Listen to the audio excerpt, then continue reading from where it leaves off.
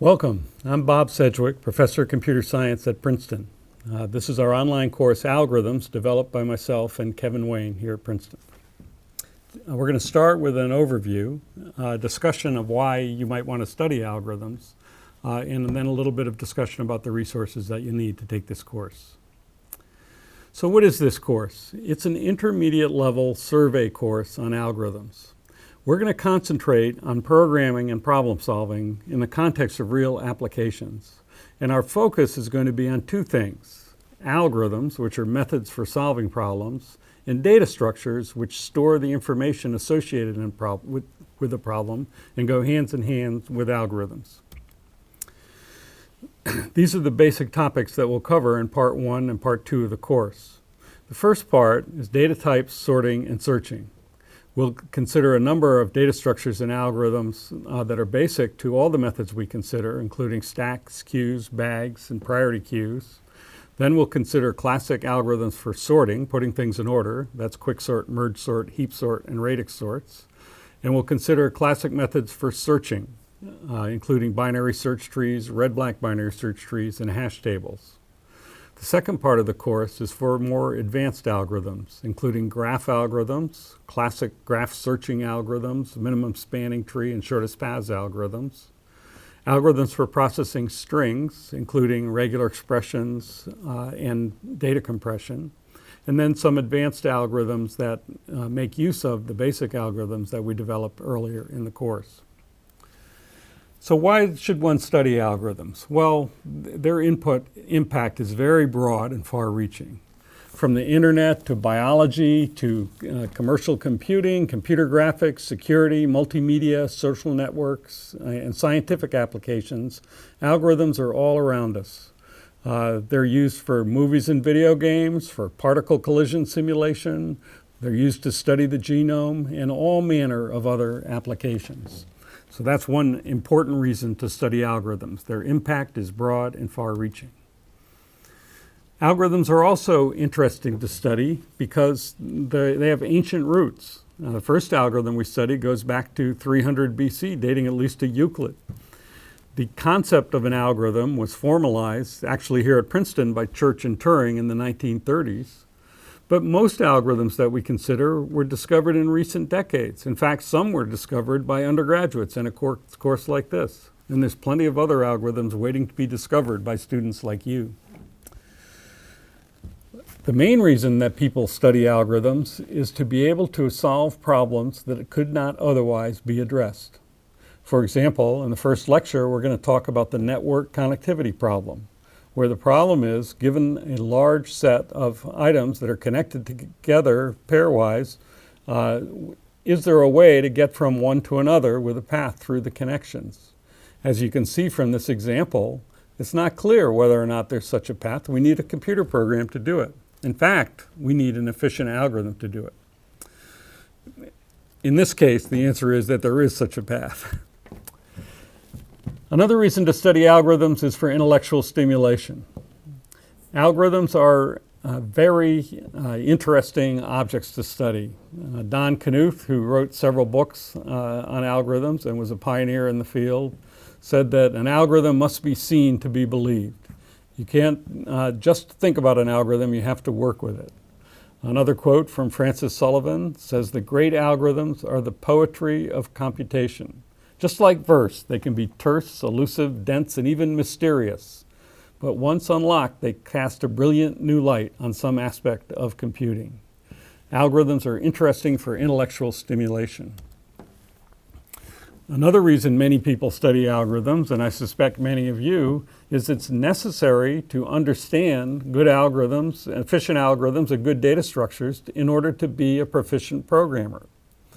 Linus Torvalds, who created Linux, says that the difference between a bad programmer and a good one is whether he considers his code or his data structures more important. Bad programmers worry about the code. Good programmers worry about data structures and their relationships, and I might add, the algorithms that process them.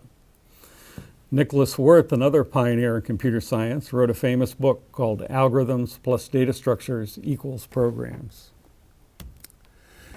Another reason nowadays to study algorithms is that they have become a common language for understanding nature. Algorithms are computational models, and algorithmic models are replacing mathematical models in scientific inquiry. In the 20th century, scientists developed mathematical models to try to understand natural phenomena. It soon became clear that those mathematical models were difficult to solve. It was difficult to create solutions to be able to test hypotheses against natural phenomena. So more and more and more nowadays, people are developing computational models where they attempt to simulate what might be happening in nature in order to try to better understand it. Algorithms play an extremely important role in this process, and we'll see some examples of this in this course. Another important reason is that if you know how to effectively use algorithms and data structures, you're going to have a much better chance at interviewing for a job in the technology industry than if you don't. So here's a bunch of reasons that I just went through for studying algorithms. Their impact's broad and far-reaching. They have old roots and present new opportunities. They allow us to solve problems that could not otherwise be addressed. You can use them for intellectual stimulation to become a proficient programmer.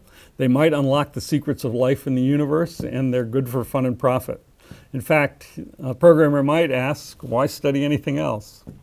Well, there's plenty of good reasons to study other things, but I'll submit there's no good reason not to study algorithms.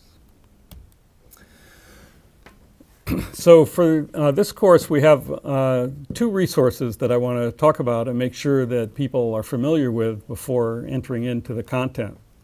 This is a publishing model that Kevin, Wayne, and I developed and have been using for many years, and we think it's a very effective way to support the kinds of lectures that we're going to be giving in this course. Down at the bottom, and it's optional for this course, we have a textbook. It's a traditional textbook that extensively covers the topics in the course. In fact, many more topics than we can present in lecture. And then supporting that textbook is free online material that we call the book site. You can go to the book site to see the lecture slides, but more important, there's code, there's exercises, there's a great deal of information there. In fact, maybe 10 times what's in the book, including a summary of the content. So during this course, you'll be referring to the book site frequently while working online. People often ask about prerequisites. We're assuming that people who take this course know how to program. They know the basics of loops, arrays, functions. They have some exposure to object-oriented programming and recursion. We use the Java language, but we don't dwell on details of Java. We mostly use it as an expository language. We do some math, but not advanced math. If you want to review the material that we think is prerequisite to the material in this course, you can do a quick review by looking at sections 1.1 and 1.2 of the book, either at the book site or in the textbook. If you want an in-depth review, we have a full textbook called An Introduction to Programming in Java, an Interdisciplinary Approach. There's a book site and a textbook as well. But the bottom line is you should be able to program. And the quick exercise to get ready is to write a Java program on your computer, perhaps using our programming model as described on the book site. We'll provide much more detailed information on that as we get into the assignments. You can use your own programming environment if you're comfortable with one, or you can download ours. We have instructions on the web about how to do that.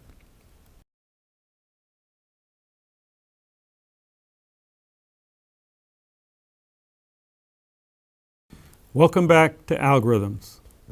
Today we're going to talk about the union find problem, a set of algorithms for solving the so-called dynamic connectivity problem. We'll look at two classic algorithms, quick find and quick union, and some applications and improvements of those algorithms. The subtext of today's lecture really is to go through the steps that we'll follow over and over again to develop a useful algorithm. The first step is to model the problem. Try to understand basically what are the main elements of the problem that needs to be solved. Then we'll find some algorithm to solve the problem. In many cases, the first algorithm we come up with would be fast enough, maybe fits in memory, and we'll go ahead and use it and be off and running. But in many other cases, maybe it's not fast enough or there's not enough memory. So what we do is try to figure out why, find a way to address whatever is causing that problem, find a new algorithm, and iterate until we're satisfied. This is a scientific approach to designing and analyzing algorithms, where we build mathematical models to try to understand what's going on, and then we do experiments to validate those models and help us improve things. So first we'll talk about the dynamic connectivity problem, a model of the problem for Union Find. So here's the idea. There's going to have a set of n objects. It doesn't really matter what they are. We're going to use the numbers 0 through n to model our objects. And then we have the idea of a connection between two objects. And we'll postulate that there's going to be a command that says connect two objects. Given two objects, provide a connection between them. And then the key part of the problem is the find query or the connected query, which just asks, is there a path connecting the two objects? So for example, in this set of 10 objects, we've performed already a bunch of union commands connecting 4 and 3 and 3 and 8 and 6 and 5, 9 and 4 and 2 and 1. And now we might have a connected query that says, is 0 connected to 7? Well, in this case, there's no connection, so we say no. But if we ask, is 8 connected to 9? We're going to say yes. Even though we don't have a direct connection between 8 and 9, there's a path from 8 to 3 to 4 to 9. So that's our problem, to be able to efficiently support these two commands for a given set of objects. Now let's say we add a union 5, 0. So that creates a connection between 5 and 0. 7 and 2 creates a connection between 7 and 2. And 6 and 1 between 6 and 1. So now if we ask, are 0 connected to 7? Well, 1 and 0, we can do that too, and that's a redundant connection. And now if we ask, is 0 connected to 7? We're going to answer yes. So that's our problem, intermix union commands and connected queries, and we need to be able to efficiently support those commands for a large number of objects. So here's a much bigger example. And you can see that we're going to need efficient algorithms for this. First of all, you can see we're going to need a computer for this. It would take quite some time for a human to figure out whether there's a connection. In this case, there is a connection. Now, the algorithms that we're looking at today are not going to actually give the path connecting the two objects. It's just going to be able to answer the question, is there a path? In part 2 of the course, we'll consider algorithms that explicitly find paths. They're not as efficient as Union Find because they have more work to do. Now, applications of these algorithms involve objects of all types. These are used for digital photos where the objects are pixels. They're used for networks where the objects are computers. Social networks where it's people, or computer chips where it's circuit elements, or abstract things like variable names in a program, or elements in a mathematical set, or physical things like metallic sites in a composite system. So all different types of objects. But for programming, we're going to associate each object with a name, and we'll just name the objects with the integers from 0 to n minus 1. That's a very convenient initial starting point for our programs because we can use integers as an index into an array then, and then quickly access information relevant to each object. And it also just suppresses a lot of details that are not relevant to Union Find. In fact, to make this mapping from an object name to the integers 0 through n minus 1 is a fine application of a symbol table or searching algorithm, which is one of the things that we'll be studying later in this course, algorithms and data structures for solving that problem. Now the connections, well, we need a few abstract properties that these connections have to satisfy, and they're all quite natural and intuitive. So we assume that is connected to is an equivalence relation. That is, every object's connected to itself. It's symmetric. If P is connected to Q, then Q is connected to P. And it's transitive. If P is connected to Q and Q is connected to R, then P is connected to R. Now these properties are very intuitive, but it's worthwhile to state them explicitly and make sure that our algorithms maintain them. When we have an equivalence relation, a set of objects and connections divide into subsets called connected components. A connected component is a maximal set of objects that's mutually connected. For example, in this small example here, there's 3 connected components. One consisting of just object 0, second one objects 1, 4, and 5, and third one the other 4 objects. And these components have the property that if any 2 objects in them are connected, and there's no object outside that's connected to those objects, those connected components, our algorithms will gain efficiency by maintaining connected components and using that knowledge to efficiently answer the query that they're presented with. Okay, so to implement the operations, we have the find query and the union command. And so we're going to maintain the connected components. The find is going to have to check if 2 objects are in the same component. And the union command is going to have to replace components containing 2 objects with their union.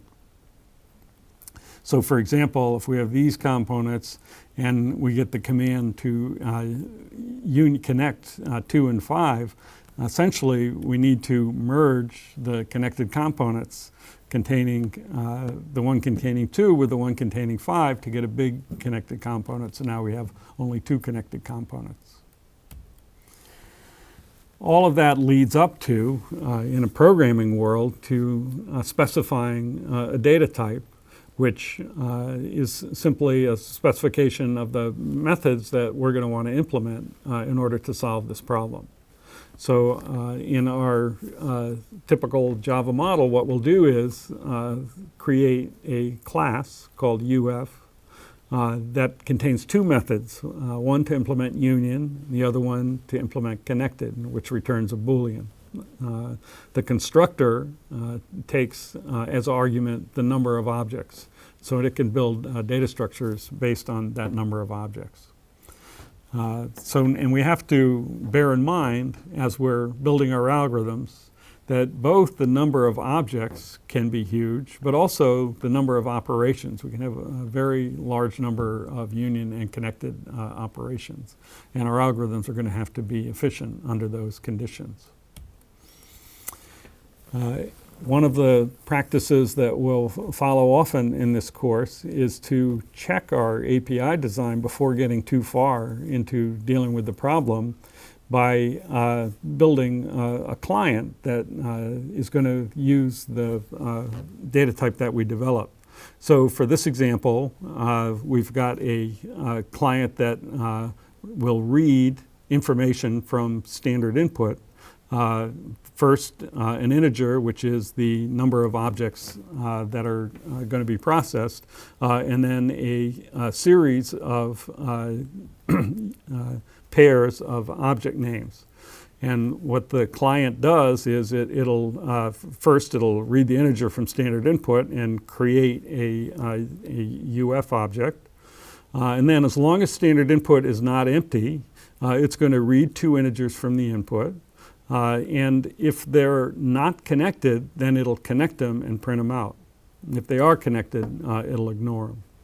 So that's our test client, and that's a fine test client to make sure that any implementation does what we expect that it will. So that's the setup. We've described the operations we want to implement all the way down to code, and we have client code that we're going to have to be able to service with our implementations.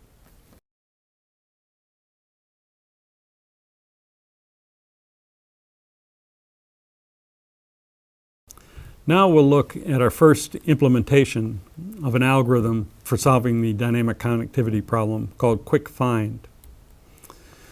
This is a so-called eager algorithm for solving connectivity problem. The data structure that we're going to use to support the algorithm is simply an integer array indexed by object. The interpretation is that two objects, P and Q, are connected if and only if their entries in the array are the same.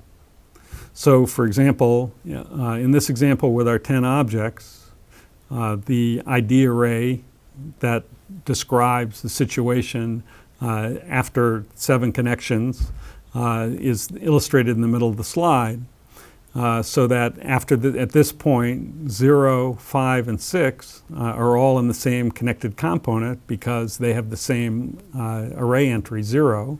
1, 2, and 7 all have entry 1, and 3, 4, 8, and 9 all have entry 8.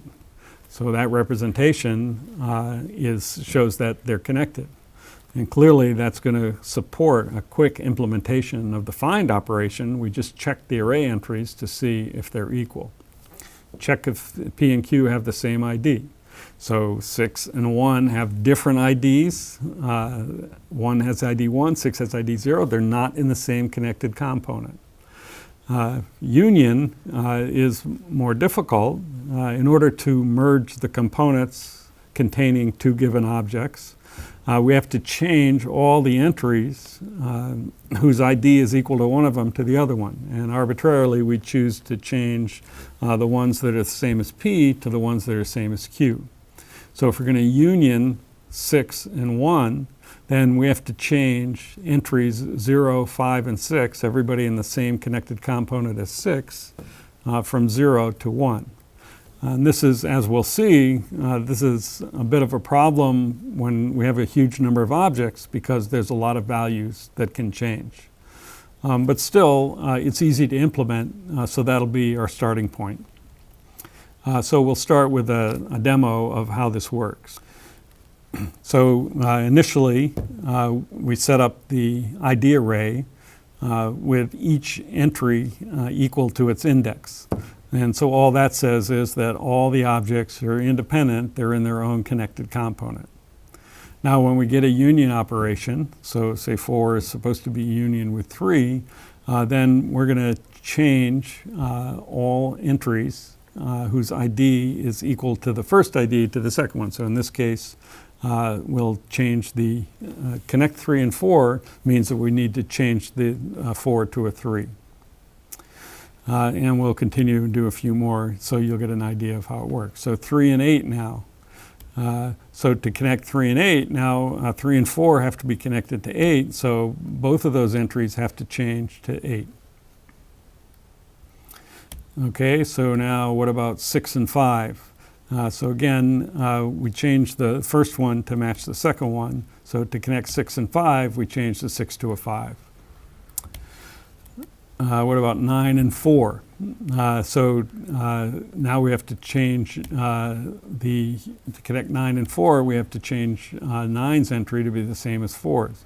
So now we have 3, 4, 8, and 9 all have entries 8. They're all in the same connected component. 2 and 1 means that we connect 2 and 1 by changing the 2 to a 1. 8 and 9 are already connected. They have the same entries in the ID array, so that connected query, that find, says true, they're already connected.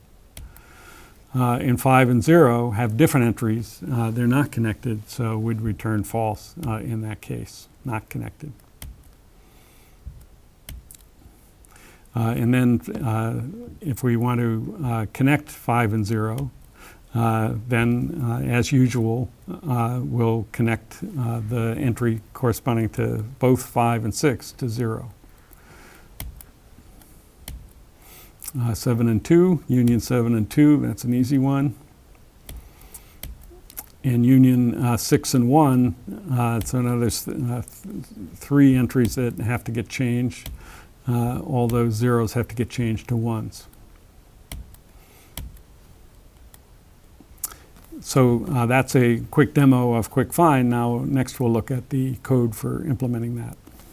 Okay, with this concrete demo in mind, then moving to coding up this algorithm is pretty straightforward. although it's an interesting programming exercise that a lot of us would get wrong the first time. So let's start with the constructor. Well, we have a private integer array, that's our ID array, that's the data structure that's going to support this implementation. The constructor has to create the array and then go through and set the value corresponding to each index I to I. That's straightforward. The find operation or connected operation, that's the easy one. This is the quick find algorithm. So it simply takes its two arguments, P and Q, and checks whether their ID entries are equal and returns that value. If they're equal, it returns true. If they're not equal, it returns false. The more complicated operation to implement is union. And there we find first the ID corresponding with the first argument, and then the ID corresponding to the second argument. And then we go through the whole array and looking for the entries whose IDs are equal to the ID of the first argument and set those to the ID of the second argument. That's a pretty straightforward implementation. And I mentioned that a lot of us would get us wrong. The mistake we might make is to put ID of P here rather than first picking out that value. And you can think about the implications of that. That's an insidious bug. So that's a fine implementation of quick find. Now the next thing is to decide how effective or efficient that algorithm is going to be.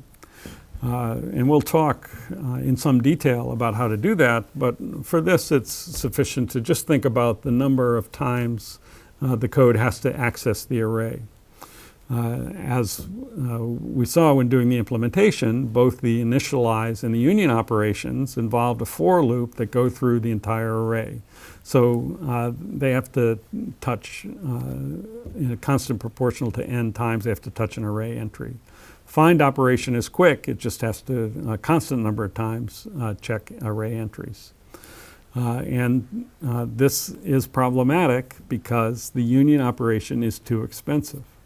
In particular, if you just have n union commands on n objects, which is not unreasonable, they're either connected or not, then that'll take quadratic time, n squared time. And one of the themes that we'll go through over and over in this course is that quadratic time is much too slow. And we can't accept quadratic time algorithms for large problems. The reason is they don't scale. As computers get faster and bigger, quadratic algorithms actually get slower. And let's just talk roughly about what I mean by that. A very rough standard, say for now, is that people have computers that can run billions of operations per second, and they have billions of entries in main memory. So that means that you could touch everything in the main memory in about a second. It's kind of an amazing fact that this rough standard is really held for 50 or 60 years. The computers get bigger, but they get faster. So to touch everything in the memory is going to take a few seconds. And that was true when computers only had a few thousand words of memory, and it's true now that they have billions or more. So let's accept that as what computers are like. Now, what that means is that with that huge memory, we can address huge problems. So we could have billions of objects and hope to do billions of union commands on them. But the problem with that quick find algorithm is that that would take 10 to the 18th operations, or say array accesses or touching memory. And if you do the math, that works out to 30-some years of computer time. Obviously not practical to address such a problem on today's computer. And the reason is, and the problem is, that quadratic algorithms don't scale with technology. You might have a new computer that's 10 times as fast, but you can address a problem that's 10 times as big. And with a quadratic algorithm, when you do that, it's going to be 10 times as slow. That's the kind of situation we're going to try to avoid by developing more efficient algorithms for solving problems like this.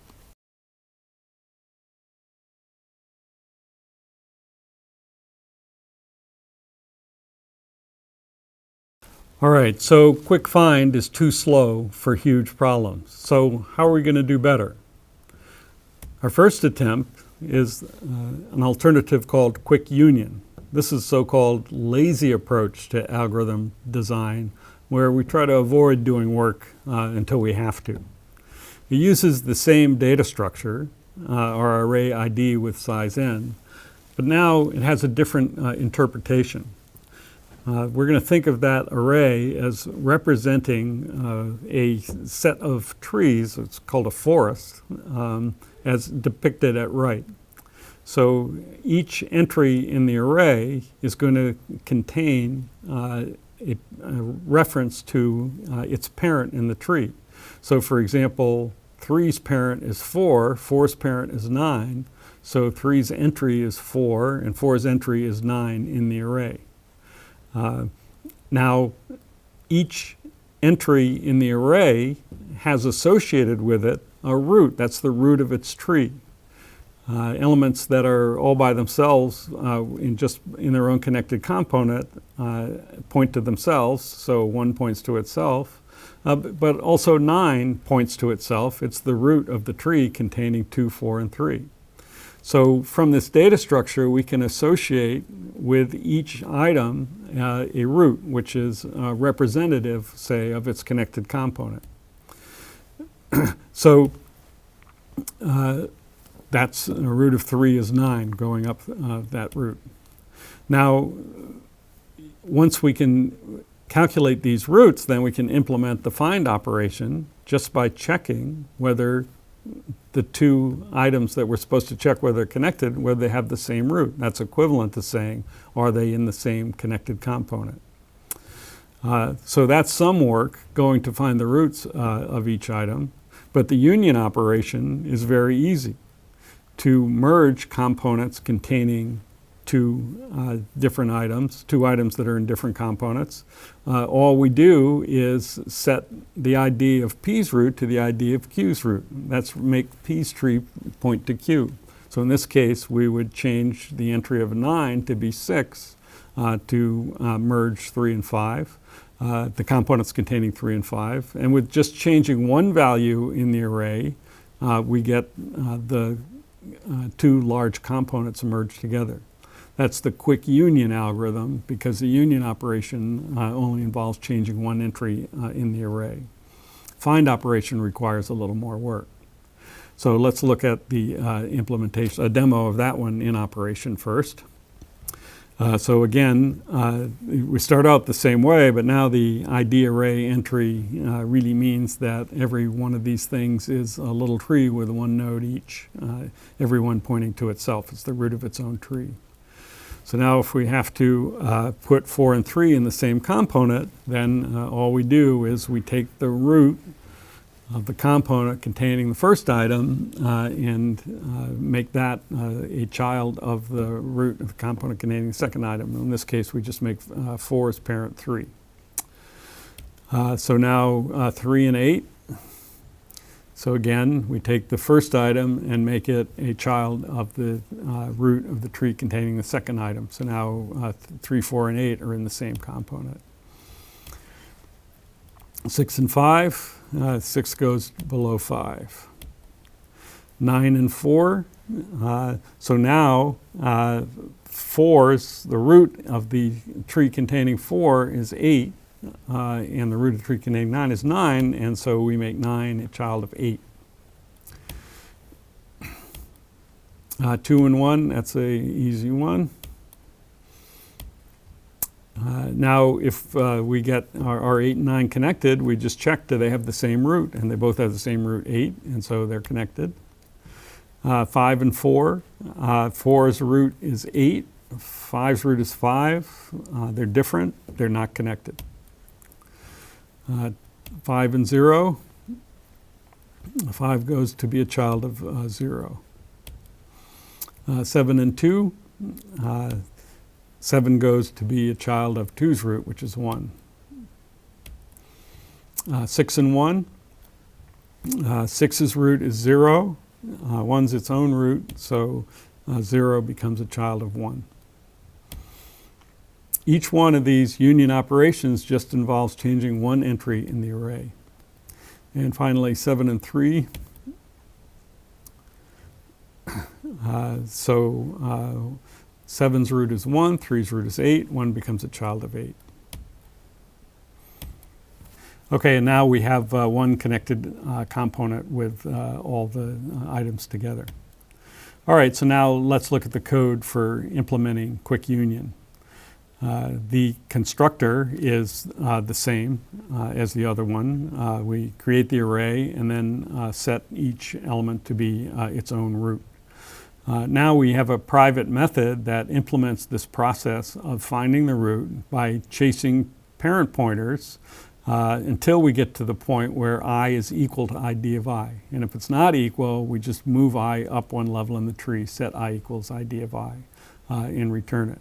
So starting at any node, you just follow ID equals ID of I until they're equal, and then you're at a root. And that's a private method that we can use to implement the find operation or the connected operation. You just find the root of P and the root of Q, and if you check if they're equal. And then the union operation is simply find the two roots and then set the ID of the first one to be the second one. Actually, less code than for quick find. No for loops. There's this one while loop that we have to worry about a little bit, but that's a quick and elegant implementation of code to solve the dynamic connectivity problem called quick union. So now we're going to have to look at can this code be effective for large problems? Unfortunately, quick union is faster, but it's also too slow. And it's a little different kind of too slow than for quick find. There's times when it could be fast, but there's also times when it could be too slow. And the defect for quick union is that the trees can get too tall, which would mean that the find operation would be too expensive. You could wind up with a long skinny tree of each object just pointing to a next, and then to do a find operation for object at the bottom would involve going all the way through the tree, involving n array accesses just to do the find operation. And that's going to be too slow if you have a lot of operations.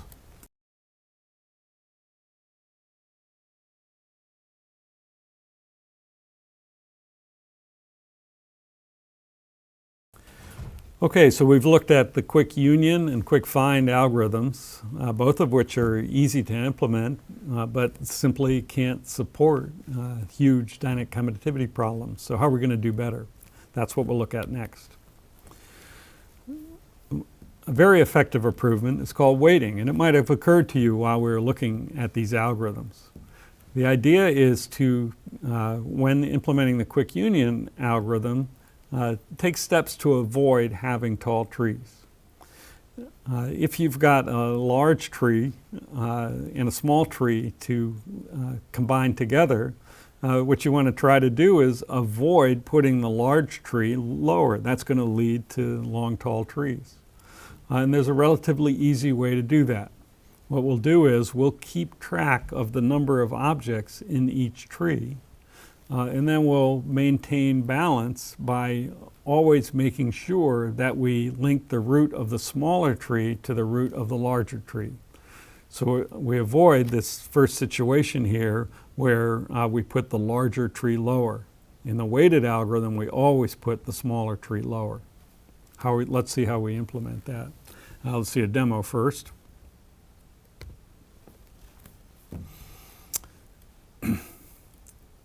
Okay, so again, we start out in our normal starting position where everybody's in their own tree.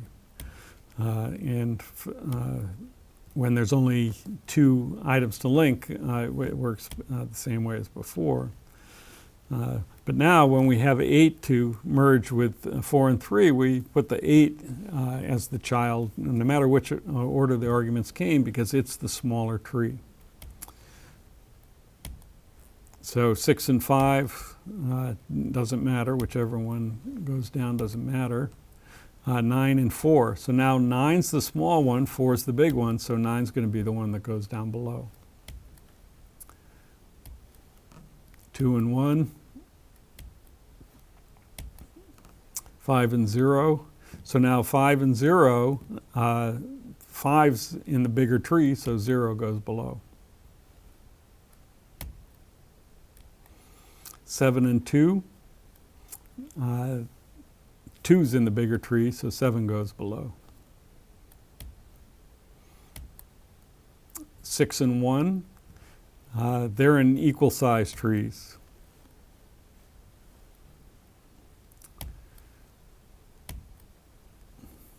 And 7 and 3, 3's in the smaller tree, so it goes below.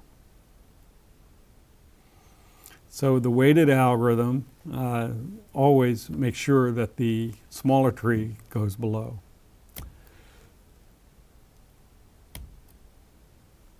And again, we wind up with a single tree representing all the objects, but this time we have some guarantee that no item is too far from the root, and we'll talk about that explicitly in a second. So here's an example that shows the effect of doing the weighted quick union, where we always put the smaller tree down below for the same set of union commands. This is with 100 sites and 88 union operations. You can see in the top, the big tree has some trees, some nodes, a fair distance from the root. In the bottom, for the weighted algorithm, all the nodes are within distance 4 from the root. The average distance to the root is much, much lower. Let's look at the Java implementation, and then we'll look in more detail at that quantitative information. So we use the same data structure, except now we need an extra array that for each item gives the number of objects in the tree rooted at that item that we'll maintain in the union operation. Find implementation is identical to for quick union. You're just checking whether the roots are equal. For the union implementation, we're going to modify the code to check the sizes and link the root of the smaller tree to the root of the larger tree in each case. And then after changing the ID link, we also change the size array. If we make I a child of j, then we have to increment the size of j's tree by the size of i's tree. Or if we do the other way around, then we have to increment the size of i's tree by the size of j's tree. So that's the full code in white for implementing quick union. So not very much code, but much, much better performance. In fact, we can analyze the running time mathematically and show that the find operation, it takes time proportional to how far down the trees are in the node, the nodes are in the tree, but we can show that it's guaranteed that the depth of any node in the tree is at most the logarithm to the base 2 of n. We use the notation LG always for logarithm to the base 2. And so for if n is 1,000, that's going to be 10. If n is 1,000,000, that's 20. If n is 1 billion, that's 30. It's a very small number compared to n. So let's look at the proof of that. We do some mathematical proofs in this course when they're critical, such as this one. And why is it true that the depth of any node x is at most log base 2 of n? Well, the key to understanding that is to take a look at exactly when does the depth of any node increase. When does it go down further in the tree? Well, the x's depth will increase by 1 when its tree, T1 in this diagram, is merged into some other tree, T2 in this diagram. Well, at that point, we said we'd only do that if the size of T2 was bigger than or equal to the size of T1. So when the depth of X increases, the size of its tree at least doubles. So that's the key, because that means that the size of the tree containing X can double at most log n times, because if you start with 1 and double log n times, you get n, and there's only n nodes in the tree. So that's a sketch of a proof that the depth of any node X is at most log base 2 of n, and that has profound impact on the performance of this algorithm. Now, instead of the initialization always takes time proportional to n, but now both the union and the connected or find operation takes time proportional to log base 2 of n. And that is an algorithm that scales. If n grows from a million to a billion, that cost goes from 20 to 30, which is quite acceptable. Now, this was very easy to implement, and we could stop, but usually what happens in the design of algorithms is now that we understand what it is that gains performance, we take a look and see, well, could we improve it even further? And in this case, it's very easy to improve it much more. And that's the idea of path compression. And this idea is that, well, when we're trying to find the root of the tree containing a given node, we're touching all the nodes on the path from that node to the root. While we're doing that, we might as well make each one of those just point to the root. There's no reason not to.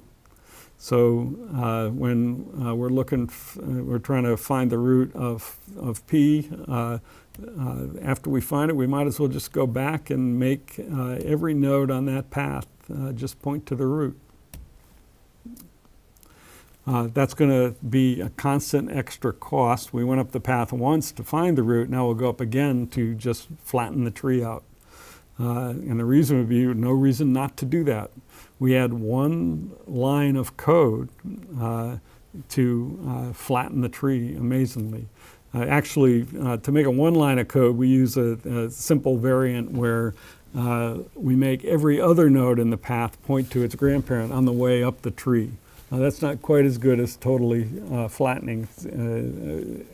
Actually, in practice, it actually is just about as good. So with one line of code, we can keep the trees almost completely flat. Now, this algorithm people discovered rather early on after figuring out the weighting, and it turns out to be fascinating to analyze, quite beyond our scope, but mention this example to illustrate how even a simple algorithm can have interesting and complex analysis. And what was proved by Hopcroft and Ullman and Tarjan was that if you have n objects, any sequence of m union and find operations will touch the array at most a constant of n plus m log star n times. Now log star n is kind of a funny function. It's the number of times you have to take the log of n to get 1. And the way it's called the iterated log function. And in the real world, it's best to think of that as a number less than 5. Because log star of 2 to the 65536 power is 5. So that means that the running time of weighted quith union with path compression is going to be linear in the real world, and actually can be improved to even a more interesting function called the Ackermann function, which is even more slowly growing than log star. And another point about this is it seems this is so close to being linear, that is time proportional to n, instead of time proportional to n times a slowly growing function in n. Is there a simple algorithm that is linear? And people look for a long time for that, and actually it works out to be the case that we can prove that there is no such algorithm.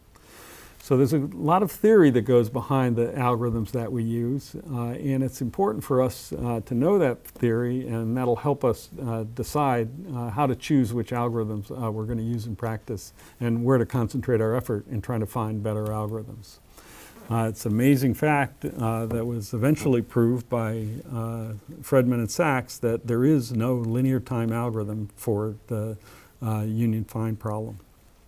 But weighted quick reunion with path compression in practice is close enough that it's going to enable the solution of huge problems. So that's our summary for algorithms for solving the dynamic connectivity problem. With using weighted quick union and with path compression, we can solve problems that could not otherwise be addressed. For example, if you have a billion operations on a billion objects, I said before it might take 30 years. We can do it in 6 seconds. And what's most important to recognize about this is that it's the algorithm design that enables the solution of the problem.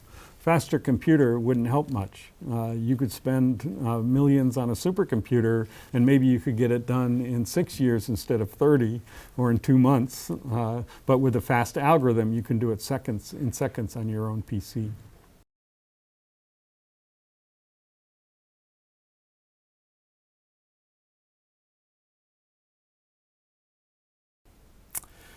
All right, now that we've seen efficient implementations of algorithms that can solve the union find problem for huge problem instances, let's look to see how that might be applied. There's a huge number of applications of union find. We talked about dynamic connectivity in networks. There's many other examples in our computational infrastructure. Down at the bottom, one important one is in image processing for understanding how to label areas in images. We'll see later Kruskal's minimum spanning tree algorithm, which is a graph processing algorithm which uses union find as a subroutine. There's algorithms in physics for understanding physical phenomena that we'll look at an example, and many others on this list. So the one we're going to talk about now is called percolation. That's a model for many physical systems. I'll give an abstract model and then just talk briefly about how it applies to physical systems. So let's think of an n by n grid of squares that we call sites. And we'll say that each site is open, and that's white in the diagram, with probability p, or blocked, that's black in the diagram, with probability 1 minus p. And we define a system to, we say that a system is percolated if the top and the bottom are connected by open sites. So the system at the left, you can find a way to get from the top to the bottom through white squares. But the system on the right does not percolate. There's no way to get from the top to the bottom through white squares. So that's a model for many systems. You can think of, for electricity, you could think of a vacant site as being a conductor and a block site as being insulated. And so if there's a conductor from top to bottom, then the thing conducts electricity. Or you could think of it as water flowing through a porous substance of some kind, where a vacant site is just empty and a block site has got some material, and either the water flows through from top to bottom or not. Or you could think of a social network where it's people connected, and either there's a connection between two people or not, and is there a way to get from one group of people to another, communicating through that social network. That's just a few examples of the percolation model. So if we're talking about a randomized model where the sites are vacant with a given probability. And so it's pretty clear that if the probability that a site is vacant is low, as on the left, two examples on the left in this diagram, it's not going to percolate. There's not enough open sites for there to be a connection from the top to the bottom. If the probability is high and there's a lot of open sites, it definitely is going to percolate. There'll be lots of ways to get from the top to the bottom. But in the middle, when it's medium, it's questionable whether it percolates or not. So the scientific question, or the mathematical question from this model, is how do we know whether it's going to percolate or not? In this problem and in many similar problems, there's what's called a phase transition, which says that when it's low, it's not going to percolate. When it's high, it is going to percolate. And actually, the threshold between when it percolates and when it doesn't percolate is very sharp. And actually, there's a value as n gets large that if you're less than that value, it almost certainly will not percolate. If you're greater, it almost certainly will. The question is, what is that value? This is an example of a mathematical model where the problem is very well articulated. What's that threshold value? But nobody knows the solution to that mathematical problem. The only solution we have comes from a computational model where we run simulations to try to determine the value of that probability. And those simulations are only enabled by fast union find algorithms. That's our motivating example for why we might need fast union find algorithms. So let's look at that. So what we're going to run is called a so-called Monte Carlo simulation, where we initialize the whole grid to be blocked, all black, and then we randomly fill in open sites. And we keep going, and every time we add an open site, we check to see if it makes the system percolate. And we keep going until we get to a point where the system percolates. And we can show that the vacancy percentage at the time that it percolates is an estimate of this threshold value. So what we want to do is run this experiment millions of times, which we can do in a computer, as long as we can efficiently do the calculation of does it percolate or not. That's a Monte Carlo simulation, a computational problem that gives us a solution to this scientific problem where mathematical models nobody knows how to solve yet. So let's look in a little bit more detail of how we're going to use our dynamic connectivity model to do this. It's clear that we'll create an object corresponding to each site, and we'll give them a name from 0 to n squared minus 1 as indicated here. And then we'll connect them together if they're connected by open sites. So the percolation model on the left corresponds to the connection model on the right, according to what we've been doing. Now, you might say, well, what we want to do is check whether any site in the bottom row is connected to any site in the top row and use union find for that. Problem with that is that would be a brute force algorithm, would be quadratic right on the face of it, because it would have n squared calls to find, to check whether they're connected. For each site on the top, not check each site on the bottom. Much too slow. Instead, what we do is create a virtual site on the top and on the bottom, and then when we want to know whether the system percolates, we just check whether the virtual top site is connected to the virtual bottom site. So how do we model opening a new site? Well, to open a site, we just connect it to all its adjacent open sites. So that's a few calls to union. But that's easy to implement. And then with that simple relationship, we can use exactly the code that we developed to go ahead and run a simulation for this connectivity problem. And that's where we get the result that by running enough simulations for big enough n, that this percolation threshold is about 0.592746. With this fast algorithm, we can get an accurate answer to this scientific question. If we use a slow union find algorithm, we won't be able to run it for very big problems, and we won't get a very accurate answer. So in summary, we took an important problem, the dynamic connectivity problem. We modeled the problem to try to understand precisely what kinds of data structures and algorithms we'd need to solve it. We saw a few easy algorithms for solving the problem and quickly saw that they were inadequate for addressing huge problems. But then we saw how to improve them to get efficient algorithms. And then left us with applications that could not be solved without these efficient algorithms. All of this involves the scientific method for algorithm design, where we try to develop mathematical models that help us understand the properties of the algorithms that we're developing. And then we test those models through experimentation, enabling us to improve algorithms, iterating, developing better algorithms and more refined models until we get what we need to solve the practical problems that we have of interest. That's going to be the overall architecture for studying algorithms that we're going to use throughout the course.